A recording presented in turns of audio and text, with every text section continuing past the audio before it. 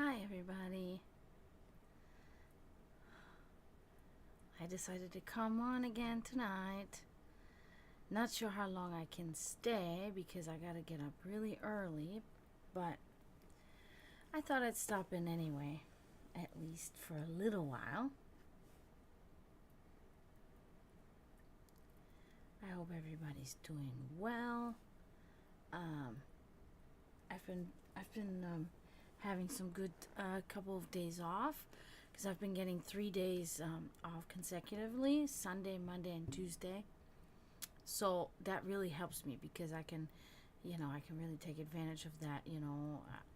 One day is for me to do chores and clean the house and do these type of things. Then the other day is like I work more on the book or something like that. I do other work.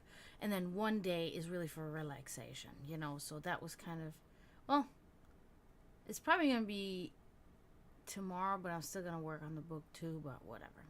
I'm probably going to try to relax a lot tomorrow because I did a lot of stuff yesterday and today. But, yeah, so my schedule has been like awesome. My manager, I mean, she's always been great.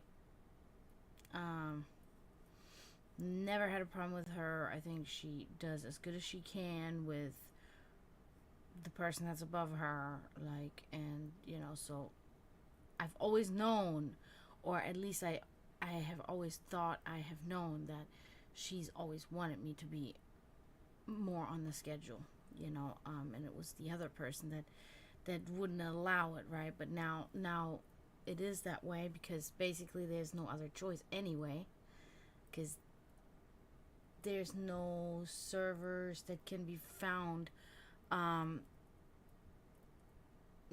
to work for the company that I work for. I think it's probably multiple reasons why. But I do think that because in this area that I live in, everybody that works in the restaurant industry knows each other. Like, oh, this person used to work at this restaurant, and I know him or her from there. Da da da. Everybody knows each other, and people talk. Okay, my neighbors fucking acting weird as shit again. They were fucking yelling, hooting, and hollering earlier at nothing. Just you hear her just. Ah! I'm like, okay, what? There's nothing. Like, there's. Strange as hell. But anyway, so it's like I'm sure that word has been going around that like people, waitresses and even probably cooks talking to each other saying you don't want to work for that guy. So they're having a hard time finding people. So consequently I have more hours, right? Which is good for me. So but yeah, so my schedule has been really good. I've been working a lot. Now my schedule this week is a lot less, a lot lighter, which is okay. I'm okay with it. It's still a good schedule, but it's lighter. So I'm like, okay, that's good. But yeah, so things have been kind of in a good structure lately, which I like, So that reminds me, I have my German lesson tomorrow, and I gotta send my client an invite to that. I have my German lesson tomorrow. I'm excited about that because working with the client that I have is always like there's always something I take away from, and it's either like I learned something new, or it was fun to talk about certain topics, or like there's or both, so I love giving German lessons. That's something that I really kind of thrive in. And it's funny because my coworker and I, we went out together the other night, and we had a drink at the bar, and we talked about this, and it was like she was saying, she's like that's so weird. Like, she's like, I would never characterize you as a person that has like, because you need a lot of patience to be a teacher, for especially for a language. She's like, and I know how you can get sometimes, at work. She's like, I would never really picture you as a person that has a lot of patience. I'm like, look, you see me in a setting of a job that I hate. I hate working in restaurants. I've always hated it. It's easy money, but it's really not easy money. People think it's easy money, but it takes a really strong toll on your mentality, like on your mental stability after so many years. And I mean, also, I mean, it starts making you really apathetic to anything and anyone, and it does not have a good influence on you. It doesn't. It makes you it makes you turn into an like emotionless freak. You know what I mean? It's like, and I think that I know this because I'm feeling it, but I think that it's like if I were to leave this industry just for a while, I think I would actually feel the effects a lot more. I think I would feel the effects a lot more, and I would realize it even more gravely how much this industry has like affected me negatively, and you know, my emotional, psychological, mental like stability. Really, it's because virtually you deal with abuse every day. If it's not from your guests, it's from the one above you, because usually restaurants are ran by people that are already millionaires, and to them it's just a tax break that they have a restaurant, right? So it's like, okay, they don't give two shits about you. Like, you can die and they don't care. It's all about money. So they will be either abusive or they will be absent, which absence is good, the abuse is not good. Unfortunately, I've always worked for mom and pop places, which means that the owner is usually around because it's a mom and pop place, it's not corporate. And then when they are around, they are mentally abusive. And then now you deal with the mental abuse from the boss as well as the guests. So yeah, so it's not easy money. It's at the cost of your mental health for sure. And most people are not cut out. Most people are not cut out to work in this business. And for the ones that are, we are like, most people, they do drugs, they smoke cigarettes, they drink in excess. Like, luckily, I'm this type of person that, my spirit is a little bit different. Like, I'm a little bit different. Like, I drink a little and that's it. I don't do anything else. Because I have other things going in my life, and I have other ways to cope too. There are many people that have nothing else. They have only that job. And for them, it's like, it's horrible. I feel bad for them because they have nothing else, and it can destroy a person. This job can really destroy a person, if they're weak spirited or weak in general. And also on top of it, if they have no other like aspirations, or they have no other like talents or other things that they do or that they're interested in doing, right? So, but anyway, so when my coworker, this is the whole point, when my coworker says, like, I don't picture you, da da da da, and I'm like, you seem in a setting of a job that I hate, that I've always hated. I'm good at it, I'm very good at it, but I hate it. I'm like, teaching German lessons, I enjoy that shit. Like, I love doing that. She's like, I see. I was like, yeah. I was like when I do that, I thrive, because I also take something away from it. Working as a waitress, you learn how to do it once and then that's it. You know what I mean? Like, you never take anything away from it. You never add anything of value to your life with this job. You know what I mean? You don't learn anything. You might meet some people, but most of the people I meet, they're assholes. They're uneducated. They're ignorant. They're unintelligent, and they're rude. So there's really nothing you take away from doing this. So when I think about teaching German lessons, it's like, I love it, because there's always something to take away from, and it makes me actually have to think. I actually have to use my brain, when I teach, versus when I work as a waitress. I don't have to think about it. It's just an automatic. It's like a muscle memory, It doesn't challenge me in any way, Doing this for almost 20 years, especially for me, it's just like my feet hurt. Like, how do you do it all like this, Jen? I'm like, bro, I've been doing this for so long, like, it's kind of like second nature at this point, But yeah, so I love teaching, like German lessons specifically. I don't know if I would be in general a good teacher, but I'm proposing a lesson to my client right now. I know that he's been doing things on the weekends with his girlfriend, so usually I give lessons to him on Saturdays and then on Tuesdays. But he's been spending time with his girlfriend on the weekends, so Saturdays have been kind of like off the schedule. So I want to see if maybe tomorrow he's ready to take a lesson.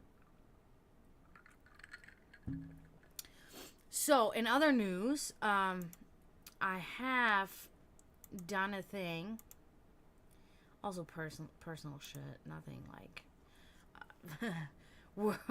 world changing or life changing. But so there is this ring that my mother used to wear all the time, and it's kind of a little bit of a funny story. But it was a ring that she really liked. She found it in a thrift store. It was a sterling silver ring, and she found it in a thrift store. And she said, "I really love this ring," and she really liked it, and she always wore that ring. I don't know if she always wore it, but she wore it a lot. She really liked it. She liked the design of it and everything. And so when she passed away, like, she had given me a couple of years prior, she had given me a necklace that I really wanted. I had sent her the link. It was on Target, and it was like a round silver. The charm, it was a sterling silver necklace, and the charm of it was like a star, but it had like rhinestones in it, and it was cute. The fucked up part about it was when I got it, and me and her were both like, I unwrapped it and I was like, what the fuck? She was like, yeah, that was my reaction too. It was like tiny. It was like this big around, where we both thought it was gonna be like bigger. I guess neither one of us actually read the description properly, because I'm sure it was in there, but so I was like, oh, that's kind of like, ugh. And I really love the charm, but it's so small. It's really small. It's really, whenever I wear it, it doesn't look like right on me. I'm very picky about that. So I've been struggling with this. I'm like, because I want to wear a piece of jewelry on my body somewhere that belonged to my mother. I've tried to put this charm as an earring. I'm like, that doesn't look right, because it's so small and it's just completely round. And it's just kind of like,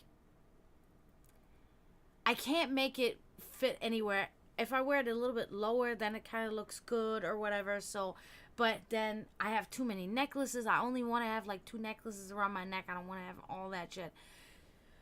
So I was like, oh my God. So when I found that ring, going through her stuff at some point, I found that ring. I was like, oh my God, yeah. Mom loved wearing this ring. So I tried to put it on my fingers. And the only finger it fit on was the fucking wedding ring finger. I'm like, I can't wear that on there. Like, that's not right. So especially when I was married, and everything, then it's like, I can't, that's the only place it fit. So for years, I've been like putting stuff around it to make it smaller so I can put it on my pinky, right? Because I can't make it bigger. So I was like, okay, I'm just going to make it smaller, put it around my pinky. And finally, it was just like, then I had this wire around it. Then it became like dirty underneath, or the wire started like kind of changing color, or leave a residue on my skin. Then I bought another like set that shrunk my ring a little bit, that I put more wire around it. It'll shrink it down so you can, or make it smaller, the opening smaller, but then you have like this large gap underneath there, just like nothing was working. It was fucking irritating the piss out of me, because I was like, you know what, if I can't wear that charm, I'm just gonna wear the ring. It belonged to my mom, so I'm just gonna wear it. Well, finally I got so fed up with it. When I started working more and I had some extra money, I was like, you know what, I'm done with this crap. Like, I am actually going to, I thought about it left and right. I was like, what would my mom say? Like that. I was like, you know what, I don't give a shit. Like, I'm gonna have this ring resized, because I'm thinking, I'm still like in the 90s or early 2000s, where you have to go to a jeweler to get your jewelry resized, right? And I'm like, there might be a way that nowadays you can do that stuff online, because I can't get to a jeweler. There's one in Brownwood, and I'm like, you know what? I don't like. So, found a company, measured the ring size exactly. It was a 5.5, and I wanted it downsized to a 3.5. I was so nervous. Like, it cost me almost $100. It was $96. I was like, oh my god, this shit better be fucking worth it, right? So I've been waiting like almost 2 weeks, right? Because it gets there quick to ship there, but then it takes like 7 to 10 days for them to do it, and then they ship it back. So it takes a while. And today was the day. I looked on I tracked because I knew they had been done, and I knew they had shipped it off. And so I was waiting. I was like, okay, it's going to come back soon. So I'm looking at the FedEx tracking. I'm like, it said Leesburg. And Leesburg is like 20 minutes down the road. I'm like, okay, I'm getting it today. It's coming today. What am I hearing right now? Is that my cat? Bro. There was just something that was so strange. That felt and sounded like somebody was just walking behind me and there was nobody there. Baby handsome? Because he is downstairs. Ooh, that was crazy. That was crazy just now. I don't know if that was captured on the microphone at all, but that was.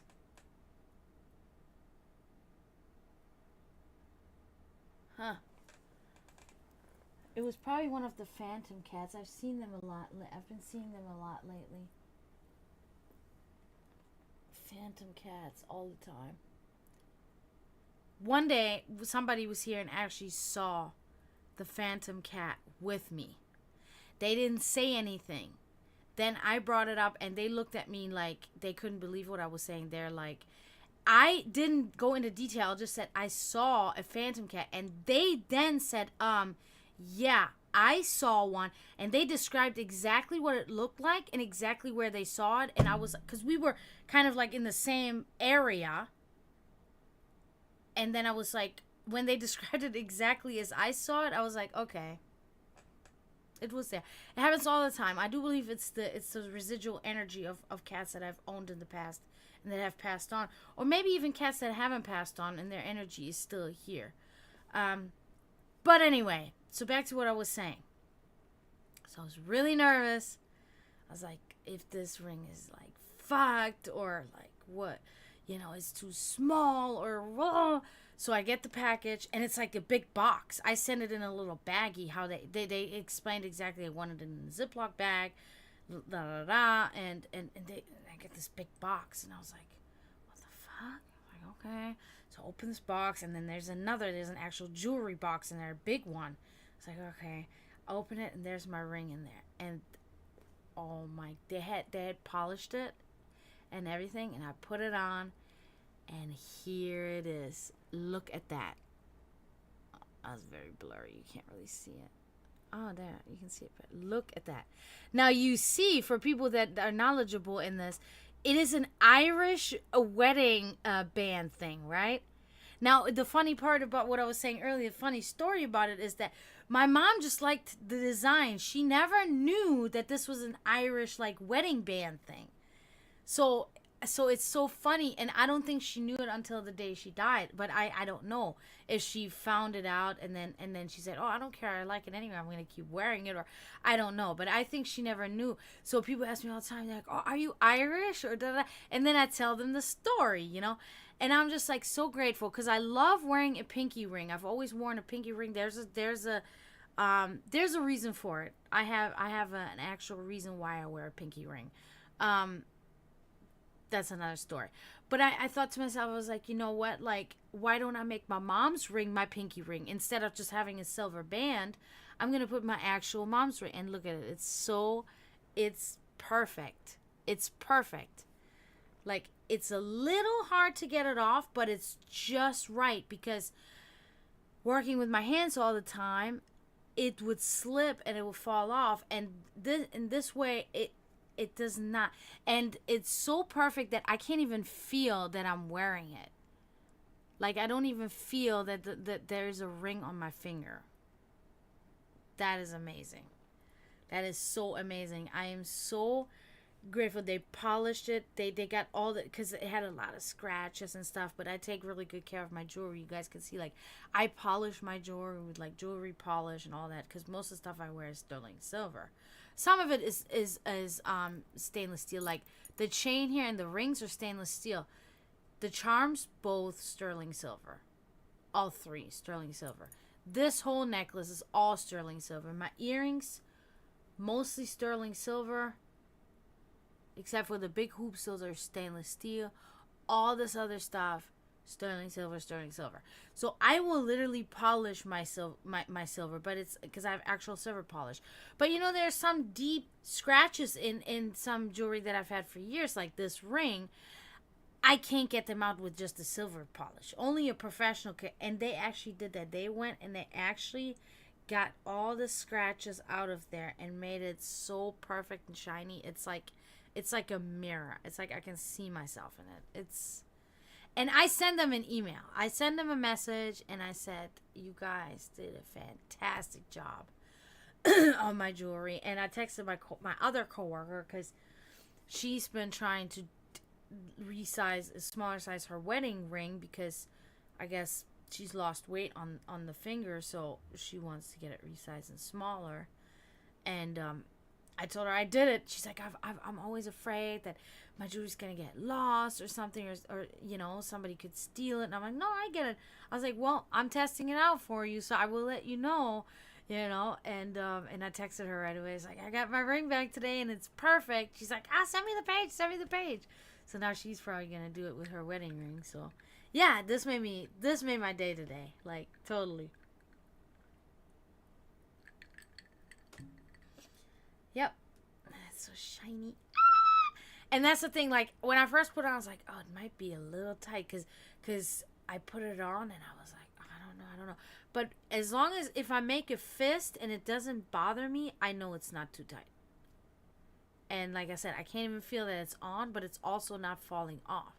Because that was the thing. It would constantly slip off. Constantly. Because I work with my hands. Doing this. It would constantly slip. Or I wash my hands all the time. So then the soap and the water makes it slip off. And then I got to put it back on. And then, you know, and working in a restaurant, it's like, if I lose that motherfucker, it's going to be under some equipment and it's going to be gone.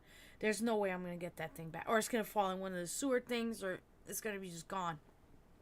And the way it is now, it's not going to fall off. It's on there. And I'm just so excited about it. I love it. So, yeah. So, that was my highlight of the day.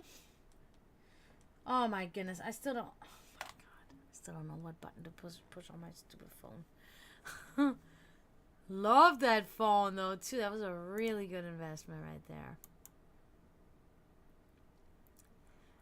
My lips have been so dry again. Damn. Pulling on them.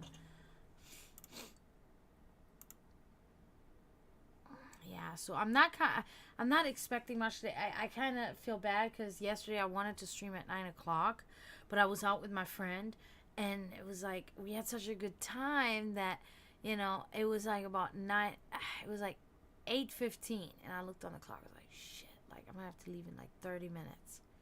Because I have to be, you know, because it takes me like 10 minutes to get home. And I'm like, and I want to stream at 9, you know, because usually you guys know 9 is my time. But we had such a good time. And 9 o'clock hit, and I was like, oh, crap. You know, and they're like, oh, we're going home now. And I was like, okay, well, I'm having a good time. I'm going to the next bar, you know, across the little road there. So I went across, I had a drink there. Of course, the bartender, he paid for it because he loves me. So I'm trying to pay, and he's like, I paid for your drink. And I was like, what? He's like, nah, I paid for it. I was like, all right, well, I'm going to the last bar. And then I walked down there, and I went to the last bar, and then I went home. And then I think you guys saw I streamed at like 1 in the morning or some shit. I don't know, something 12 or 1, or I can't remember. But yeah, nothing going on there. But I felt so bad because I really wanted to stream, and I skipped it for hanging out. But I hadn't hung out with my friend Sonia and Barrett. I hadn't hung out with them in a while, and it was really nice. It was really nice spending time with them, and so I don't regret a thing. But that's why I'm on here tonight. But that's also why I'm not going to be on here super long, because I got to get up early at 7 o'clock to go to the soup kitchen. But yeah. Other than that, the book is going really well. I have about 3 pages left. And then I have to figure out how to get it edited, like all the grammatical errors corrected in it. I was thinking that I might find an like AI program where I can enter the entire book and have that program correct the errors in there and then publish it. I don't know if there is such a thing or what. Nobody has really been kind of helping me with this, because I think people just know as little as on this topic as I do. So, how can they help then? But it's like I'll have to figure it out myself. Gives me a little anxiety, but that's okay. I think I will figure it out. I have a good feeling.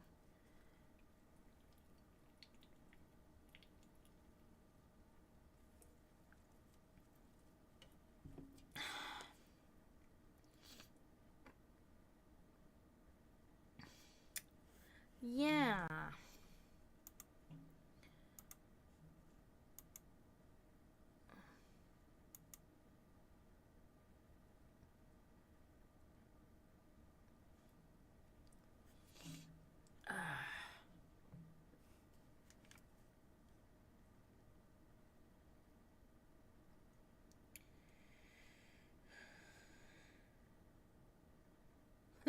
Oh shit. Okay. This is to me, that shit is hilarious. Maybe not to normies, but to me, I'm like, bro, this is great, and I sent it to multiple people. I I got a notification because I got the app ABC News. That's my news. That's what I like. That's my favorite news station. I kind of gave up on CNN a little bit because it became just a lot, right? It became a lot for me. A lot like hyping shit up and stuff. I felt like CNN was great, and then it turned not too bad, but just shitty enough for me to say, you know what? I think I gotta find a different news station. So I'm with ABC, and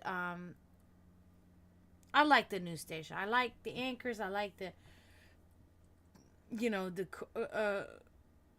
correspondences, and I like all that. So anyway, I have the app on my phone. So when there's breaking news, I get them right away, and I got breaking news today. You probably can't read it. No, you can't read it. ABC News. I was so like, usually it's been Trump administration this, Trump administration that, or shooting here, or the world's on fire, or the world's flooding, or there's an earthquake, or then we have the last one is shit, what was I gonna say?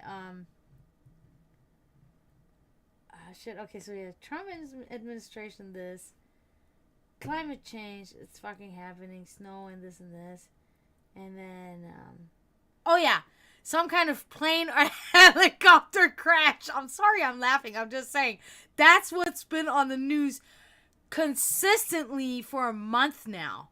Nothing but Trump administration, helicopter and plane crashes, and Mother Nature reclaiming her territory with earthquakes, floods, tornadoes, hurricanes, etc., etc. That's what's been, or shootings somewhere. But that has been more limited than the other topics. So to see this as the breaking news was very refreshing and hilarious.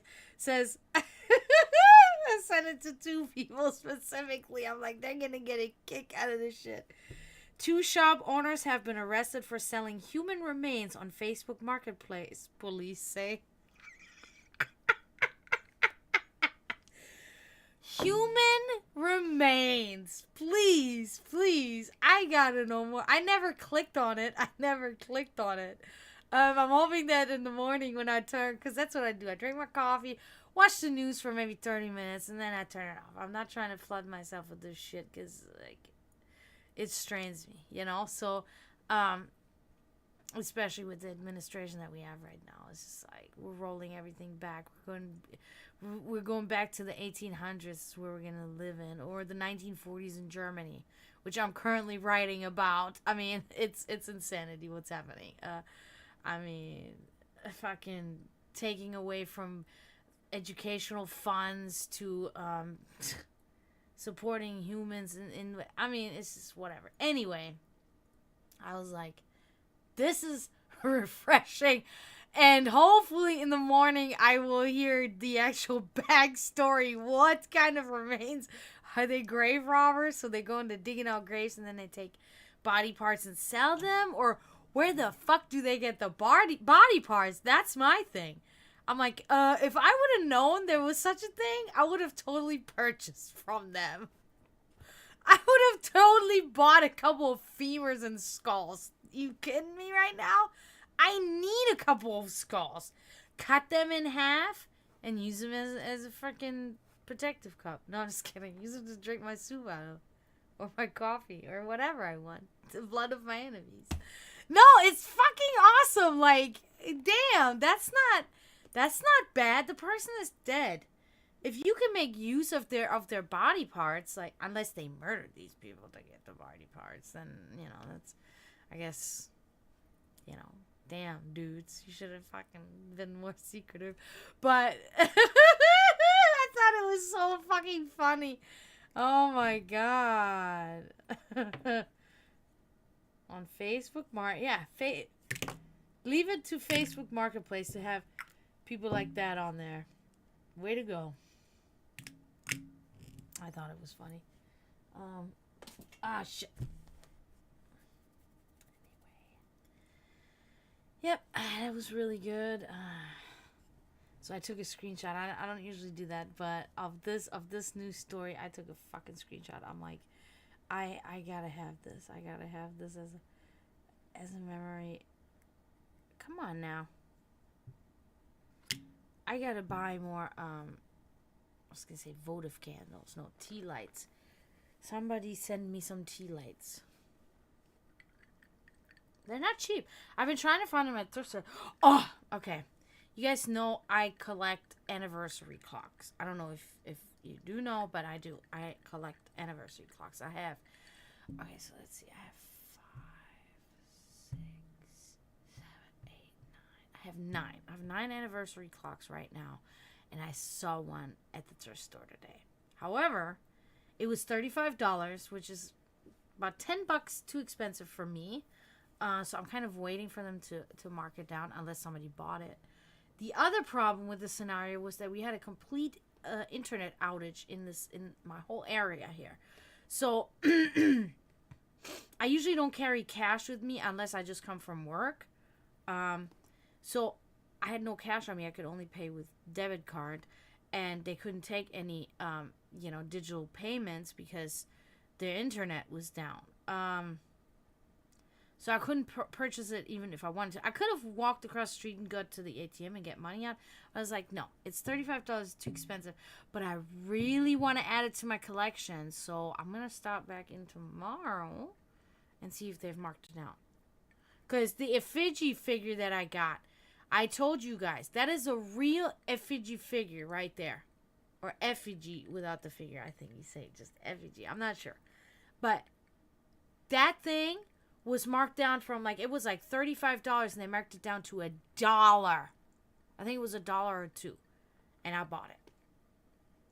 I mean, it's real. It's an Inca effigy.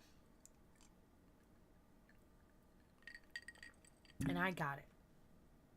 And I've already used it. It's awesome. Like, for ritualistic purposes. Really great. It's like you can, and I'm not the conventional person because, there is a process, it's usually the Wiccan religion, kind of demands a process of when you obtain a new item that you're going to be using for rituals or that's going to be placed, on your altar or whatever, you're supposed to cleanse it. You're supposed to cleanse it. There's different ways of doing that. You can do it in multiple ways too. You can place the item in rock salt overnight, cover it completely in a container with rock salt overnight. The salt will absorb all the residual energy in the item. And then the next day you just cleanse it with preferably spring water, or just, you can use regular water from the faucet, and then let it dry out in the sun, and let it pretty much charge, let it get charged by the sun, so that you start from zero with this particular item. And then use, because people say, oh, you can bring things into your home, and you can contaminate your surroundings, with whatever. Now, me being not Wiccan and not practicing Wicca, but practicing shamanism, for me it's like, we live in the dirt, right? We stick our nose in the fucking dirt. So I live in that shit. So I didn't do any cleansing with this item. Whatever is attached to it still. You can also cleanse an item by making salt water, creating salt water, sprinkling it on it, or covering it with smoke of an incense. Just having it engulf in smoke, and say a few affirmations or whatever, and have it cleansed that way. So there's multiple different ways of cleansing things that you want to put on your altar, or that you want to use for ritualistic purposes. However, I told you guys before, I don't cleanse my area. I let that shit boil and just marinate in here. Like, obviously sometimes it can be bothersome. Things can happen. Where I think I told you guys the other night, I woke up to a groan or moan at 4 a.m, and it woke me up, and I was like, now, we don't, it could have been my own groaning as I'm sleeping that woke me up, but to me, it sounded like it came from somewhere else. So these things will happen. Like just now when this happened, when it felt completely like there was some, and I think the more I think about it, the more I got to retract that statement that I made about the cat, the phantom cat. It felt like a person was behind me. It felt like a person walked past me behind me. And it had a male energy to it. So, these things happen. But I want these things to happen. Even if they, there are times, So then I tell my one coworker about what happened at 4 a.m. She's like, "What, did you say anything? Did you like address this whatever this groaning was?" I was like, "No," because I was laying in bed. I was completely tired and just like woke up. I'm like, I was in a vulnerable state. No lie. I was in a vulnerable state. I was not going to, I was just gonna let it go. So yeah, these things happen, but I thrive in that, and these are, because just like scientists, it's the same thing for people that practice certain things. Is like, we want to expose ourselves to these things. We jump into these things, like astronauts go. They don't just sit like astronomers in front of the computer and learn about space. Astronauts go into space to learn about space, and it is the same principle. I want to be completely engulfed in it in every way to be able to learn about this, and to be able to put it on record, and to be able to, figure it all out. So you have to take the good with the bad. And not many things happen, people are very, it is also, I think, a lot of self-inflicted anxiety and superstition that people have. I think a lot of these times when these things happen is because people believe so deeply that they're going to happen, so they manifest it on their own. So a lot of times it can be actually something that just goes on inside of their head, and it's not even actually happening. Like, oh, they're a ghost or this and this. Um, so if I have really learned, because of course when, in the beginning stages, in the first 10 years or so of me doing this, of course, oh, I'm skittish, I heard something, I see something, oh, it's like, everything is like very sensitive, and you're very much like, it's like God-fearing almost, right? You're like, whoa, I'm entering this, but now I'm so used to it that, it's just part of me, and I'm part of it, and I know that's exactly what it is, and yeah, it's good. It's a good thing, because that is, I'm just letting the natural flow of things. I'm not trying to disrupt anything. I'm not trying to stop anything. Because fate takes its turn, and I'm not going to interfere with it, especially not when I don't have to. So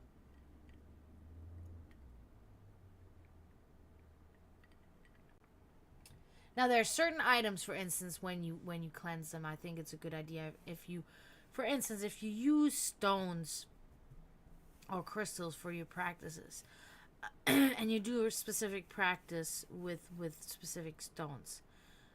My recommendation is to cleanse them afterwards, because if you want to use them because they're like a tool. It's like, you want to clean your tool, off oil or whatever you use, off of wood chips or whatever, you clean your tool, right? So that it stays better. So my recommendation is then you should definitely cleanse that tool, because you want to take that old energy out so that they can be put back to neutral, so that they can be once again then infused with energy and release energy for this specific purpose, right? Because if you do a ritual that is like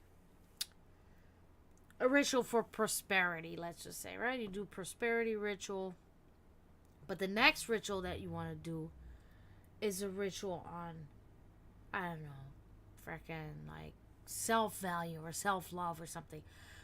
Those are like different purposes, right? Those are different rituals. So you want to manifest a different result. I mean, you're supposed to, ideally you use different stones then for the different rituals anyway, but maybe you don't have them, so you have to use the same. So then I do highly recommend the cleansing. I would do it. I would cleanse it. Now, for instance, like if you don't have, because a lot of times there's different stones assigned to different purposes. I have it all written in my not grimoire, but my black book, right? So whatever, my magic book. So it's like, if you don't have the particular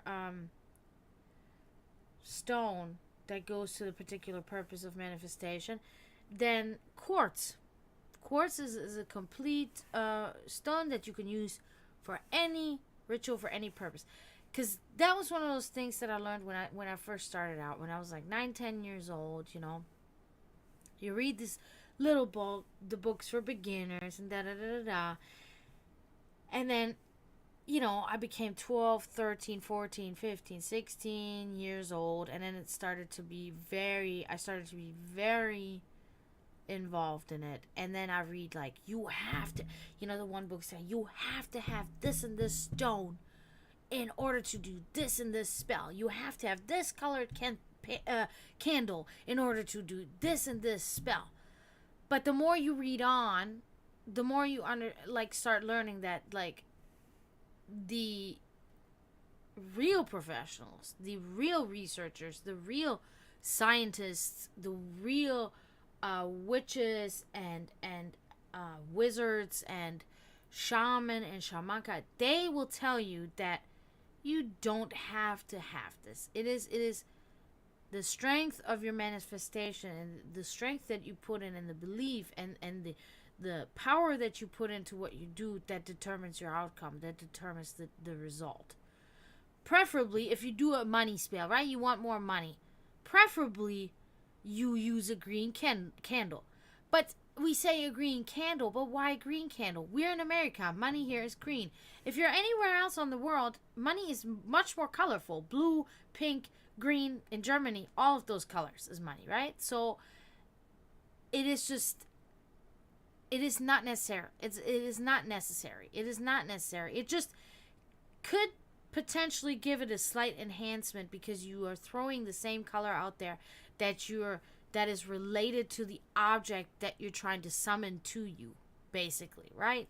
So in this case, you're in America, you want to use a green candle. Now, ultimately, a white candle is perfect for anything. You can use a white candle for anything. White is the neutral color. You can use it for anything. You know, they say use a black candle if you want to do a ritual that has to do with, talking to the other side, necromancy, certain things, related to death, related to the afterlife, whatever you want to call it. Use a black candle. The potency, once again, is then maybe, potentially, possibly, we don't know that for sure. These are things that we're really not certain of at all. Enhanced because, black darkness, death is about darkness, because when we really think about what we know about death, is all we know is that it's the seizure of existence. So then it would be black, right? There would be nothing there. So that is only a suggestion that it will enhance. I think people like to make their books and their stories colorful. So like, you need to use a black candle. The spell will not work. Oh my goodness. I've read so many books in the beginning when I first started that they were so judgmental and so prejudiced and so like, you have to do this and you have to do that. No, it's not. It's not. You want to follow a good pattern in your ritual. You want to really make every movement and every word and every thought purposeful. Nothing can be, no movement or utterance should be without a purpose. But you don't have to have, because the thing was, when I'm a teenager, this was my point. When I'm a teenager, I get maybe a small allowance, right? So I don't have money to buy a red candle for love, a white candle for whatever, a black candle for death, a green candle for money. I don't have the money to buy all this. So I finally found a book. And of course, I've read so many books, so I cannot recall now which one that would be. But it's okay. So I read the book where it's really easing my mind, finally, after so many years. And it was it was kind of a revelation for me that time when I did read this book, where it says you don't have to have it not everybody has money to buy all the different herbs and all the different things. Work with what you have and it's fine. Use quartz, a white candle, and whatever herb you can find to do, and whatever, whatever other, there are always other things. If you lack one thing, add something else, If you, I don't know, you want to do angel magic, right? You want to communicate with angels, for instance. That is something that you're angelic magic, perfect. You have a charm that might be some wings, add it to your ritual. Not necessary, but add it. It can give it a little spark of potency for your ritual, that it can be more successful. But it's not a necessity. None of this shit is necessity. The only thing, you don't need anything. Maybe a little flame is maybe all you need, that it can do something, if you don't have the money or whatever. But then, of course, I am a little bit of kind of a perfectionist and a spoiled person. So when I do have the money, I splurge on the shit that I need, that I want to use, because I'm the type of person, I want to use different things for different rituals, because that's just what I want to do. And I don't know how to explain it, but whoa. That was cool. Is that my chair? Baby handsome?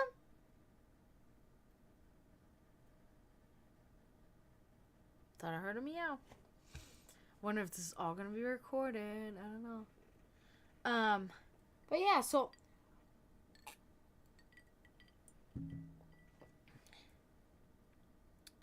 Book of Shadows. That's what it's called. Book of Shadows, right? Yeah, Book of Shadows. That's what I meant to say earlier when I say Grimoire, magic book, Book of Shadows. Yeah, that's I have everything in there. The basics, and then in the basics of pretty much all ritualistic functions and everything, and then also like certain things a little bit more intricately than others, but yeah, so that was a little like thank you for coming to my TED talk. No, it's like it was just a little informative, things, because I know that it can be very intimidating. When I think back on my days in the beginning, I would get intimidated as hell at these things that they would demand. They would literally put on lists, like lists. You need this stone, you need this kind of coin, you need this colored candle, you need this herb, then you need this type of paper to write on with this particular pen, you need a quill, and I'm like 13, I'm like, I don't have any of this stuff, I guess I can't do, and I would get pissed, I'm like, I can't do this ritual, or, I'm like, okay, I might have to snatch a buck out of my mom's thing because I need to get this honey. Mom refuses to buy honey, but I need to get this honey because I need to do this particular spell. And she's not giving me the money because she's laughing at me. She doesn't believe in it. I gotta get this honey, or this chamomile, or whatever the fuck I need it, And it's like, oh my God, it made me so frustrated and made me feel like I was a failure. It made me feel like I wasn't a real witch if I didn't have all these things, And it's like, maybe that's also why I'm so, like, overloaded with shit now. It's like trauma right now. I'm overloading my fucking shit. Like, you need anything? I have it all now, right? I didn't have it when I was younger, but now I have it all, So it could be one of those complexes that you develop when you have past trauma, Like, my mom had this thing when, after we had been homeless and starving, when we got off the streets, it was like, my mom's freezer from that day on was always so overfilled that, like, you would open the freezer, get something out, and shit would fall, and he's like, Mom, what the like, why is the freezer so stuffed full with all this? She's like, my mom would sit there in the living room, was like, I will never go hungry again. So it was like this complex that she had developed from being hungry back then with us, for a while, that she was like, it doesn't matter what happens, like, we will have food. We will never go hungry again. So I'm going to stock up my freezer with food. I don't give a shit how much, you know what I mean? So it's like, I think I have developed kind of the same thing, over the years that I'm just like, I need to have everything ready here for, like, I have all the different herbs, I have all the different stones, I have, I have everything. I have different kinds of incense, I have different types of leaves, different types of charms and bones, and I have everything. You need anything? I have it. Oils, 2 or 3 different types of oils, like honey. I have fucking everything. Ashes, I have quills, I have fucking bells, I have chimes, I have fucking everything. It's insane. Just so I can be prepared. When I know better, like, I don't need all that shit, That's why I go through these, I think you guys know this feeling. I mean, maybe not. Maybe you're normal and you don't have this fucking, but, there are thoughts, where you're like, I just want to destroy all of this. I fucking don't want to have so much stuff. I want it all gone, right? And then I panicked. I'm like, no. I don't want all this gone. I love all this. But then on the other hand, then my thought goes in there, but what if something did happen to all my stuff? Then what? And my anxiety, and then I'm telling myself, I'm like, wait a minute. Like, I don't need it.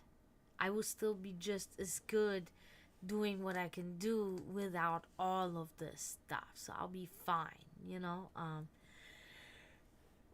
Because I have been in that position, too, where I sit there with just a candle, just a piece of paper, and a pen,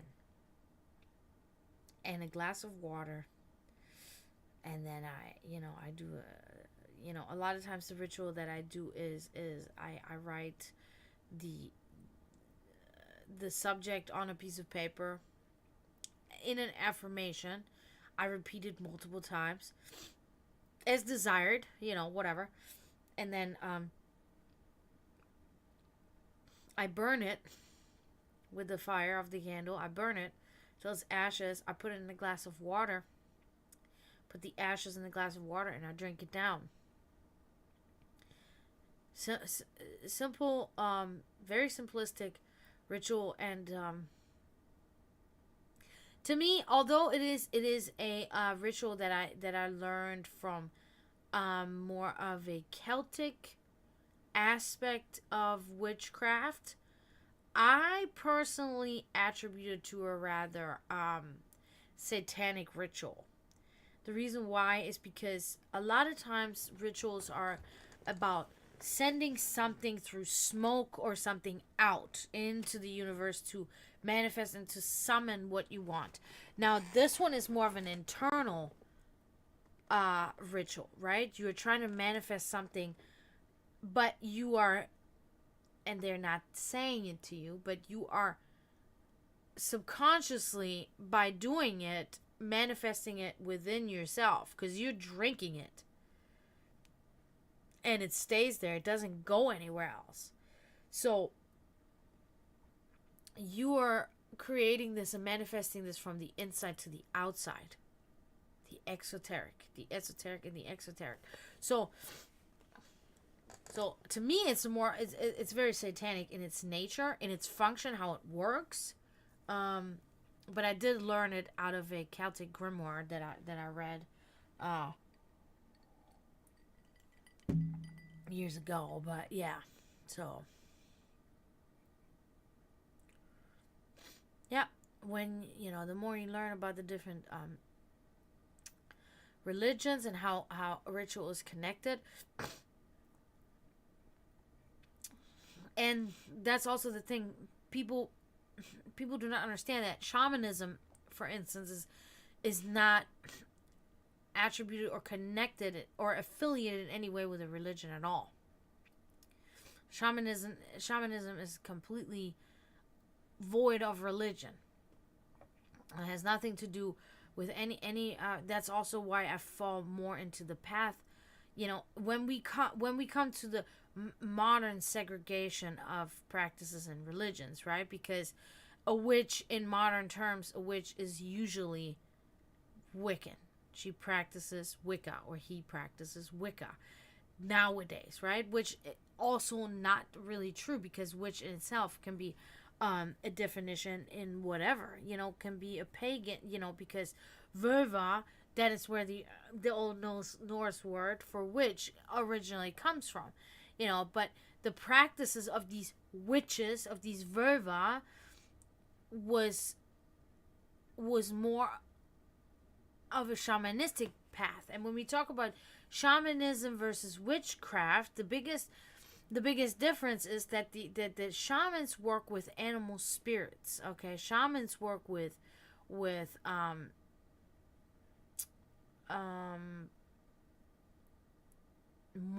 morphing, metamorphosis, and receiving messages through animal spirits, and closely working with the other side, right? With the spiritual side, in that sense. That is the biggest definition of shamanism. Also, that there's a big part that shamans, also communicate with the other side, in the sense of, death.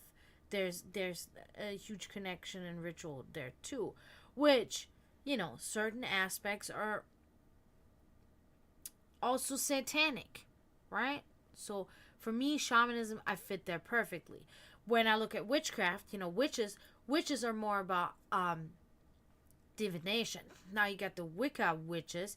They are about the god and the goddess. They have basically two gods that are in their spectrum, that they do rituals and whatever spells with, and they're very particular in their, how they execute their rituals, how they articulate these things. It's very, very, like, kind of like, a little bit too strict already for me, again, because it almost already falls back now.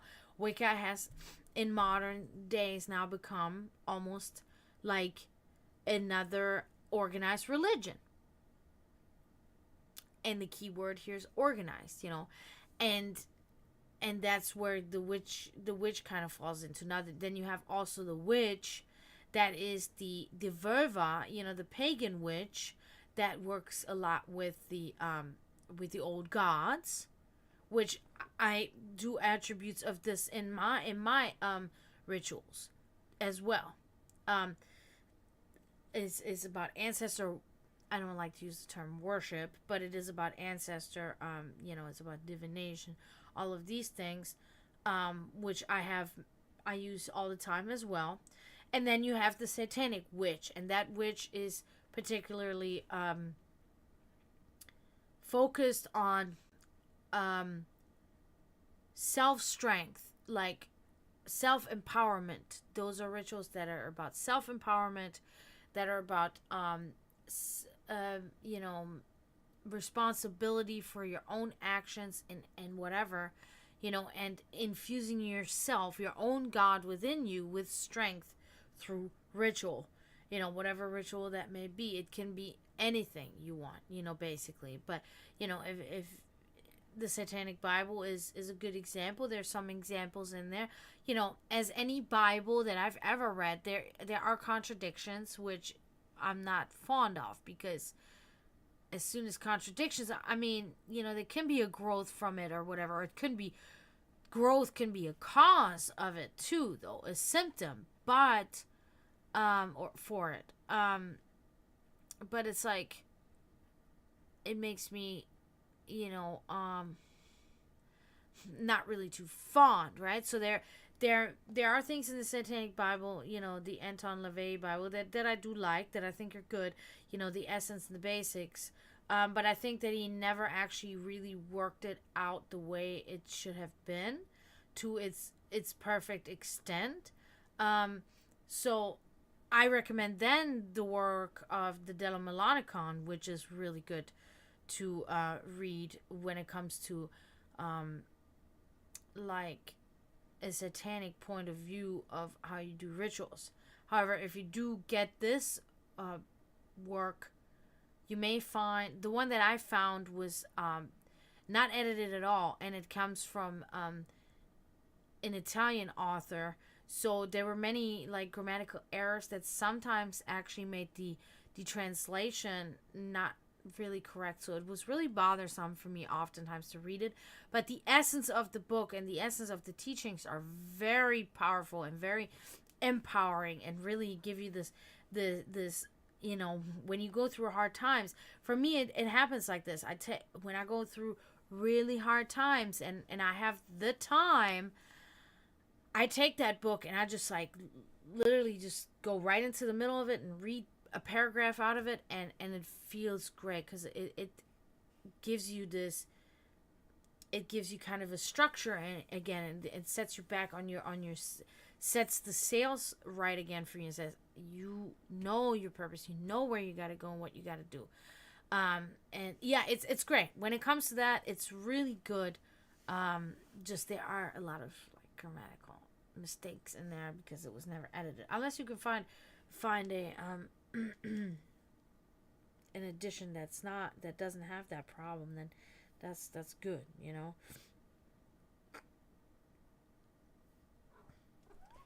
Baby handsome. Hi, baby handsome. You want to sit with me here? Baby handsome. He's here. He jumped right over here. Baby handsome. You want to say hi to the people? Come here, big man. Come here, long man. How you doing? Come here, big man. Oh. Say hi to the people. Look how handsome you are. My baby handsome. I love you. You're so cute. What are you doing? Are you a furry monster man right now?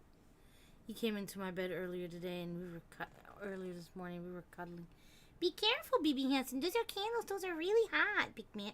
You still haven't cleaned your fur. It's really greasy. He is so lazy. He has this beautiful, like, black fur, but he's not always very clean. So he doesn't clean his fur, and then it gets all greasy and just stuck to him. And it's like, ugh, I can feel it's greasy. Like, clean yourself. And I'm not gonna wash them. You're not really supposed to wash cats. I don't know if that's still true to this day, but back in the day, that's what I learned. Like, you're not really supposed to wash dogs either. You're supposed to wash a dog maybe once a year or something. That's what I learned. I don't know if that's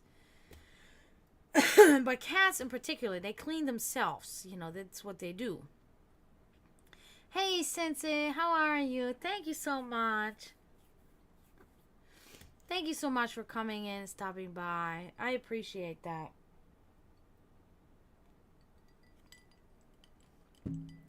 But yeah, I think I might hop off for tonight, guys. I've been on a while. I think he's got it going.